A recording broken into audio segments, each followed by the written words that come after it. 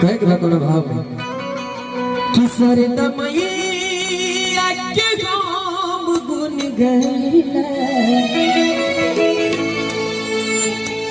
कि बीच सभव में उनके बुलाइला आई भैया लगा किसर दमैया के गाम गुन गैला